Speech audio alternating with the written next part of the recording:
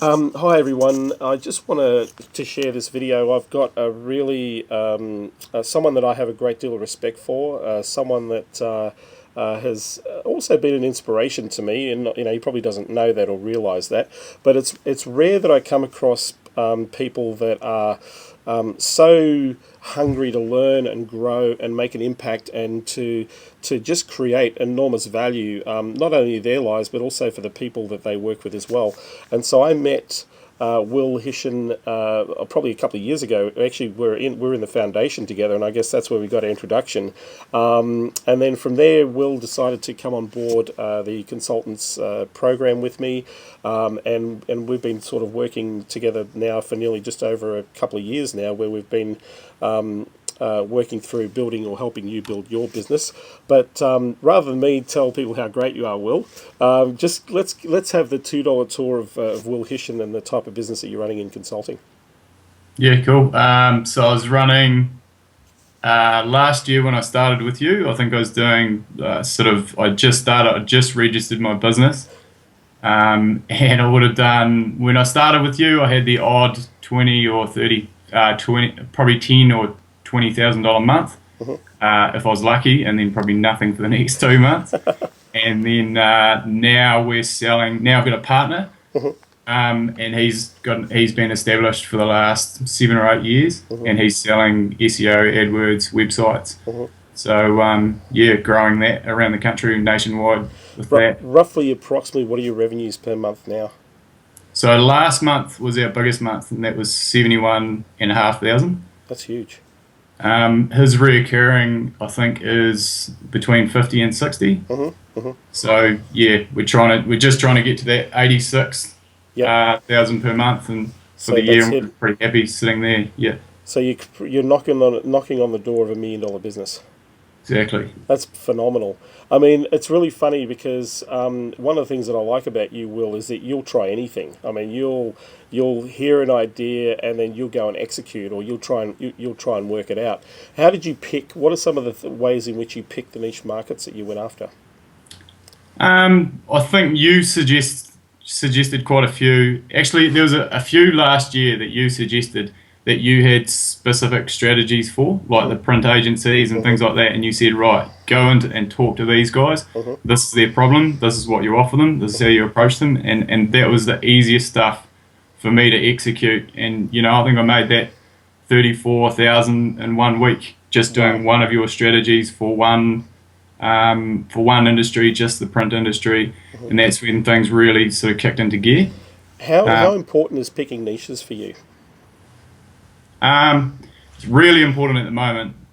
But when I started, it was all over the show. I would go from one industry to the next, Mm-hmm. and yeah, it was more based on once I find an industry that I know I can offer one thing to, and I Mm-hmm. can get them results Mm-hmm. within a certain time period, Mm-hmm. then I just focus all in on that industry. But when I started out, it was yeah, just all over the show. I think when you start out, you're selling a lot of websites and things as well, Mm-hmm. so you'll tend to just work for quite a few different industries. So with you've got an agency essentially that offers websites, you do SEO, and then you're doing PPC. You've productized that service. You kind of package those and put price points to those. Can you give me a rough idea of what you did there? So what price points are running, or Just roughly the packages that you offer. so we work that into our lead gen system would Mm-hmm. be that start off with us on about 1,000 or 1,500 per month, Yep. and that's us sending the leads through to them, like using our website, sending it through to them. Uh huh. Once they see that working, oh yeah, we need to change our website. That'll range from 7,000 is our minimum up to 25,000 is probably the highest I've gone. Mm-hmm. From there, they'll see that they need to SEO their website, AdWords, banner ads, everything that we sort of stack on top of that, retargeting ads, all those sorts of things. Some of them on top of that will go ahead and do. We've just done like a $7,500 video package for a franchise, Mm-hmm. New Zealand wide. So that's kind of our sales system.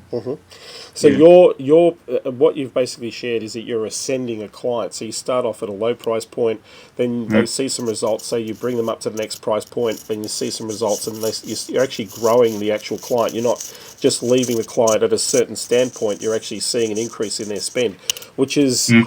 probably one of the smartest things to do, because when you're dealing with what most people do, they tend to go after and chase more customers all the time. Mm. What I try and help people understand, and what you're actually implementing and executing really well, is that the lifetime value of that customer is where the true revenue or the true wealth in a consulting project is. So you're stepping the spend of that customer each time they get results. You're saying, hey, here's another idea, or here's a process. And I've had clients where we've taken them from like $3,000 a month up to 50 grand a month, purely by just reoffering services or offering new add-on services with those clients. So you don't Mm. have to work with as many clients to actually make significant amounts of revenue. Yeah. In terms of fulfillment, a lot of people ask me, how do we fulfill? Because, when you start picking up clients, you've got to do all the work. And so who does the work? So what have you done to handle the fulfillment side of your business?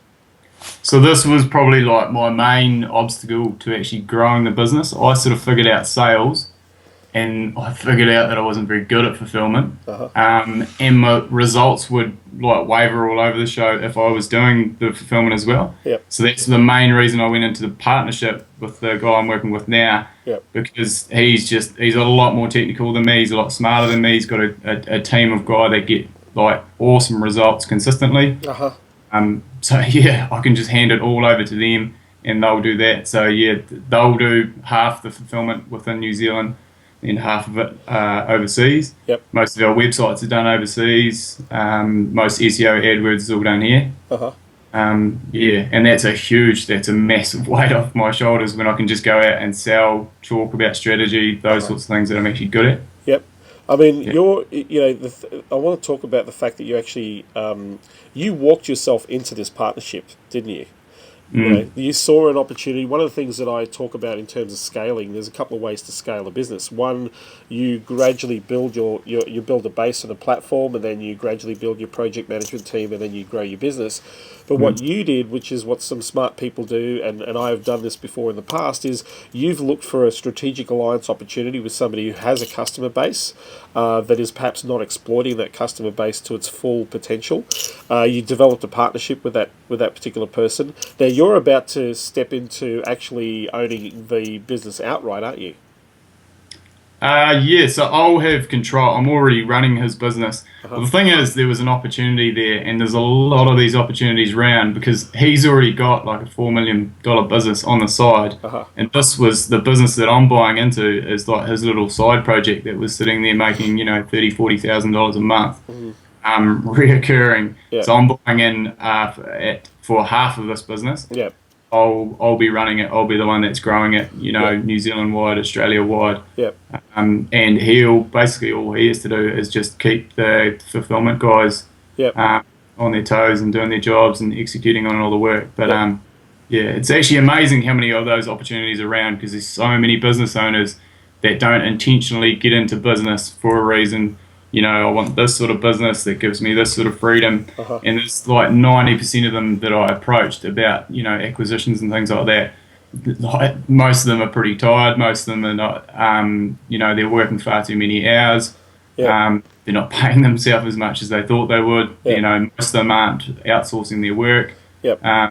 So there's massive opportunities for partnerships. So you're bringing, I mean, the beauty of what you're just saying here, Will, is you're bringing your skills and your Mm. knowledge to actually add value to somebody else's business. And then Yeah. the way in which you've done that, you've actually built yourself into the equity of the business as well as part of Okay. that process. One of the first consultants that I worked with did exactly the same thing. They were out there selling sales systems and websites, and they were actually doing lead gen for businesses. And one of the companies that they'd approached, because he showed them such a comprehensive solution, they sat there and said, look, what's it going to take us if you come in and we bring you in as a partner to our business, and you can actually do this for our organisation. And so they gave him a 30% equity in the business, plus they gave him a six-figure retainer to run that side of their business. And then since then, that business has turned into a multiple seven-figure business, and that's only taken a couple of years. So what you're saying about looking for opportunity, or consulting does open doors to opportunities, and one of the fastest ways that you can grow is to build an alliance through other people's databases. Now, you've taken it to the step where you're building equity and partnership, but in a lot of cases you don't need to do that. There are some people that are willing to share their client base, where you can arrange a mutual agreement on adding value to that client base, because they don't service that client base very well with some of the skills that you might have as a consultant. But one of the smart things that you've done is you've built equity into a business. Now you've got ownership in this business, and now you've got control. You'll have control of this business, and now from there you're going to be taking it to now you can almost cookie cutter, because you've got a strategy that works. From one industry, you're working with a handful of industries now. You've got the tourism industry with hotels and motels. You're working with service-based businesses, and then where do you see your business going in the next 12 months? We want to, like, as an overview, we're basically putting a plan together with like a new mentor who's down here in Queenstown, Yep. to hit the New Zealand Fast 50 next year. So that's to get it. So it's just revenue targets, how many employees we need, all those sorts of things to hit, that get in the top 50 fastest growing businesses in the country, service businesses. Yep. So yeah, that should put us in between 3 and 4 million in revenue next year. Wow. And then I've got a joint venture coming up, which will be 2 salespeople starting in Christchurch, Yep. and I've got 2 salespeople running in Auckland. So yeah, from my side of things, it's just growing my sales team and just getting better at sort of training them and getting the most out of them. Yep. I've sort of figured it out for myself, but Yep. it's a different ball game training them and getting them, I guess, just believing in themselves and setting their own targets and Yep. doing all the stuff that you and I have been doing over the last, little while. Yeah. I mean, the big thing, it's really interesting that you're saying that you're leveraging through salespeople, because naturally that's where your opportunities start, is with the sale.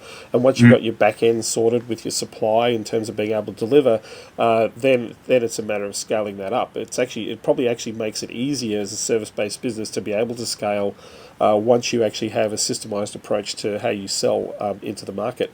What are some of the tactics? What are some of the tactics that you found work really well in terms of getting into markets as a consultant? This was probably my biggest sticking point last year. Yep. And I think you shared about probably, I don't know, God knows how many ideas that we went through. But the ones that sort of stuck are the lead generation websites. Yep. So we're doing a lot of those, and we've effectively set up like franchises, our own franchises within the country now, because we're generating leads for it. So in probably about 3 or 4 different industries now, we're generating leads right from the top of the country down to the bottom. Yep. Which gives us really awesome leverage. So effectively, like, I can go in, or my salespeople can go in and just call a business and just have a chat about how they're doing, and if they want to expand, we've got however many leads they want, we can send those through overnight. Yep. And that's a pretty good way to get started. Because straight away you're just saying, here's all the other companies that we're already sending leads through. What problems have you got? Yep. Are you just the same as all our other clients?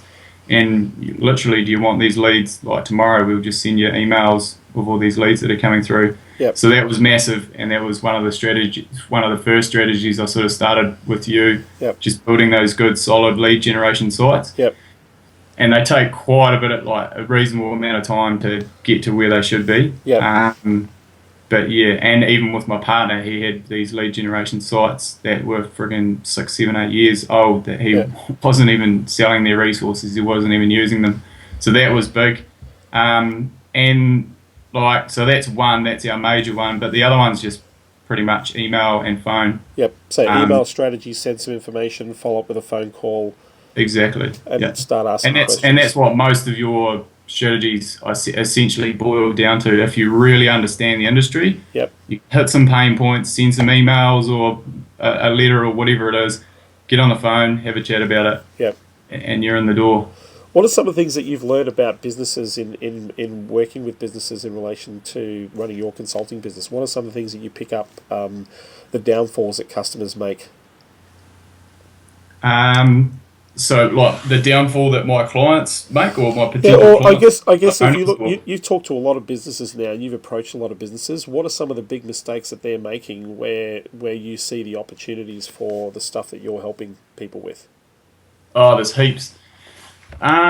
Just trying to think. Most of all of my clients have got essentially no idea with internet marketing. They couldn't do it themselves. Yep. So yeah, and if they could, I don't really want them as a client Uh huh. because they're going to be a smaller business owner that's got time to do internet marketing. So I'm just like, I don't really want to help that person out. Yep. They should be a bigger business, big enough business so that they know this stuff's important, but Yep. they just haven't got time to do it. So that's number one. Other problems. Um, Conversions are usually a huge problem on their websites. Yep. You can literally just go in all the hotels and motels. You can just ask them what's their bounce rate. Yep. You know it's going to be high. All you have to tell them is you just put it in perspective for them. So if your bounce rate's at 50%, that's out of every 100 people at your front door, that's 50 of them walking straight away, Yep. and they'll usually go shit. Yeah. So that's huge. Yeah, there's so many, in Yeah. each of these industries, they've all got specific problems. Yeah. I think I sent you those three. I've got email scripts that I'll give to some of my guys that I'm coaching, Yeah. and they'll just be the same 10 emails with just like the same sort of three problems for hotels and motels, and Yeah. you just keep hitting them with emails about those same problems that they have Yeah. over and over again. But it's essentially it's the same things. Like they're not ranking, they're not converting on their websites. It's those same things, but you put it in their language for Yeah. their industry. You put it in their language. Yeah. You don't talk about growth of the business for a hotel and motel. You talk about bookings. Yeah. You don't talk about expanding your business for a plumber. You talk about getting more hot water cylinder clients. Yeah. It's the same stuff, but you Yeah. just understand exactly what they want to hear, and Yeah. that's copywriting. Yep. I mean it's interesting that you say that, and you're making that point about listening to your markets and talking, like, for me, the fact that you're using analytics as a bounce rate, as soon as you identify what is a significant problem. Like I talk about, I know that you get into the nitty gritty sometimes in terms of numbers with clients, but we talk about conversion. I often say to people, what are you roughly converting? If I gave you 10 leads, how many of those would become customers? And Yeah. people would say something like, "Well, we'd probably get at least two of them. We get a 20% conversion." So, if the average sale was like $5,000, out of every 10 customers, you're going to make $10,000.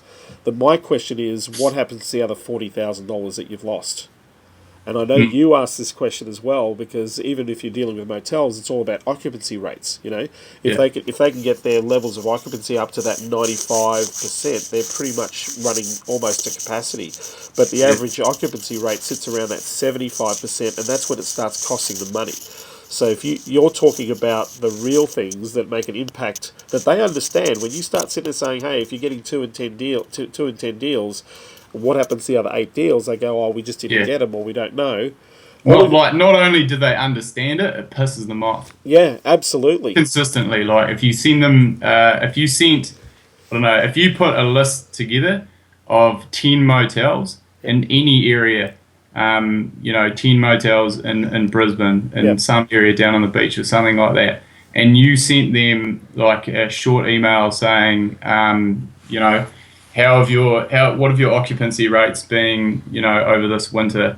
50% question mark, 60% question mark, 70% question mark, and then call them. Like they're gonna be like, right, who's this guy? One, he knows what he's talking about. Yep. He knows we have that, because that's what they're looking at every day. They literally look at graphs of this stuff every day. How many rooms are filled?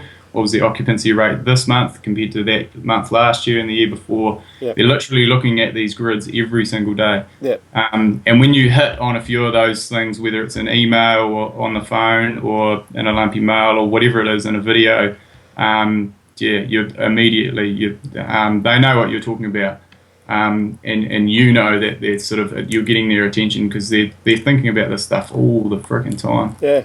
And that's a Yeah. really good point, is what are people thinking? What's keeping them up at night to make things move forward? What are they Yeah. missing out on? And it's those little things, like I've often asked people their numbers and they have no idea. But if I Mm, said, like as the business owner, I know that if you had a lead come to you or if you had a referral, you'd pretty much close that deal. You're probably 80-90% you're going to close that deal.